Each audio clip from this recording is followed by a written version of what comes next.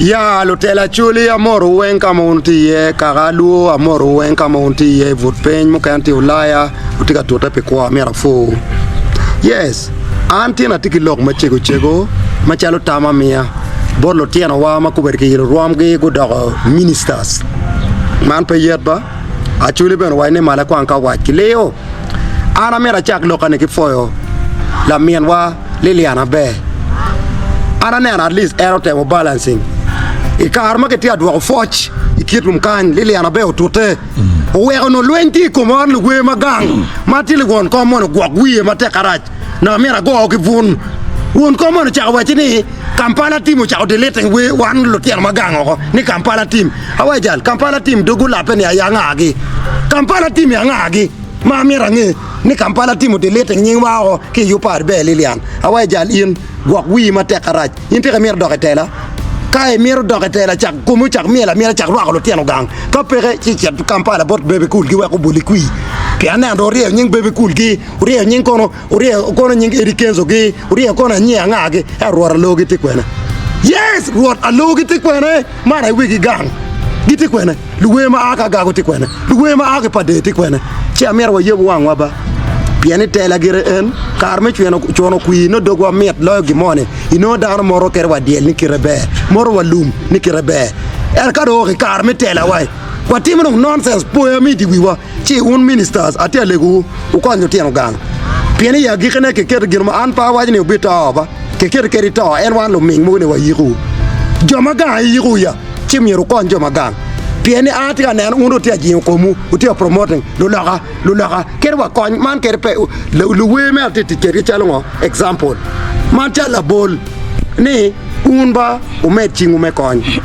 Lillian Abe ana mera fuiba ngo me ti man ger na pege ini ana magetia kwer ni me yupe na ati wa Kampala I remember berka watching Giniki TV cha mera fui ngo me timo awin lo tiano gang mo en modern stage timin gi chente bena mera fo Lillian Abe awin mi chiling million maroma dek Pisho pa edi wizi ni umiyo chiente show pa concert pa edi wizi mauti me bomba partner chi mono weng be ma unu tika timene chi umete ki be pere ke bit na na achuli pe meri bo tere fo achuli tap tu ki tim kit poya mo ma don kwanye pere chi fo un mai winya tika fo un minister segene pa tika bon un atika minu challenge ukonjo tieno gang ya jana ukonjo tieno gang ko inen ba jana gino we unti berwa Kampala ene kui palo tieno gang.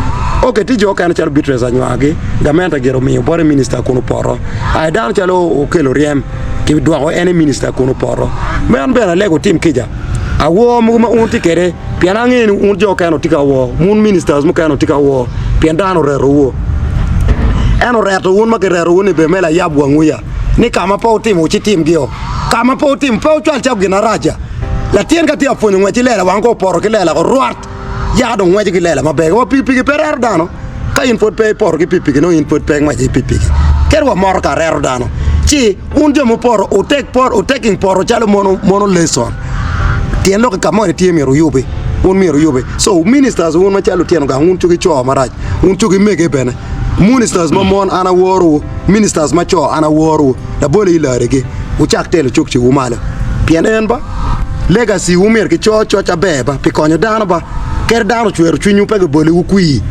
ka chali larger ke bole kui ker tutwale minister oriem ka chel ke minister bitres ana ngene ki duo win ministerial post ero uno tiga wo kom dano alego gon dano ke chunyu pian pe ngene mo wena unda ko dugone ke duo wo dano be bole ukui che chak tim je mabeja lego alega kama uti atimne mabe wa mero fu ento antunya chue loka promoting too much lo tieno lo loka un po maro tieno upenga mala pendo ino ne kerwa chimu en un ministers ino chimu we lo la ken peti lo ngo we uri uben pa gen ka we achuri ti yeba chi man in challenge alego alega man pe yeba ka lo marajo ti makija era un ma chalo ministers ati alego ma lo tieno o ma gang o konyo tieno gang pien kerwa ene un ya la bon un dong wan be yele ni yes pien president you were Museveni we onge ruora lo we onge king jafire mero minister dano minister mangene chalo bitres anywa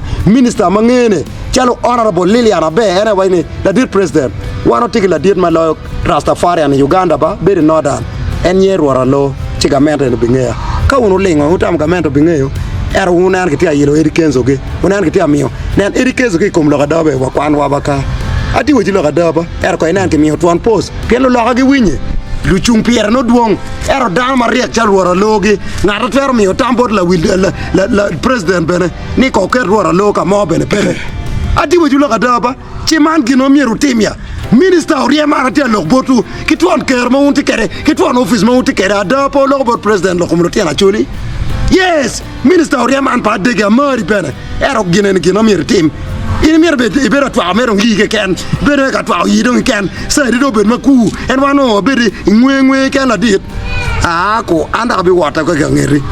Mantier Bodiba, direct, Bodu Tir Madon, Pianki Office Madon about teach Madon, like no Bachulo Nan Giben. The boy Konyawa. Konyalotian, where you learn a poor Quanchian Kijavania. He directing Mer government, work minister, and tell Balam, the Kermanian, Ka program Matimadon, Kichak Luotiana Julia, Waki Kit Kumkan, which are performing what campana. Erinoni, to promote a move to Poyamu, the Julican, what ticker Lula can, what ticker Lula can, Erlotiana Julia Magatia Quanji can, Magatit, Ginok, Gikwana, and Utim Boss make, Lil Roy, Kono General Priska, and one knock, Mother, Motica Cherka performing Lupanola.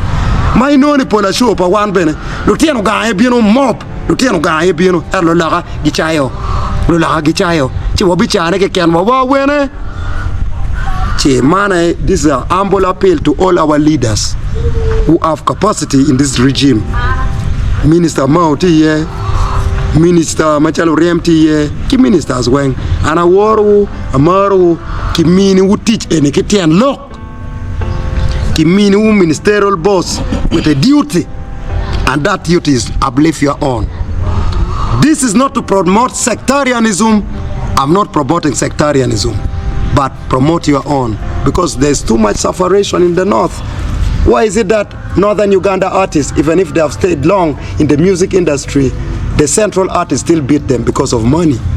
Yes, because we have a lot of people who are willing to support their own in the central than in the northern part. So pull up your socks, our leaders. As you are coming back for the 2026 elections, please look into account of what I've said.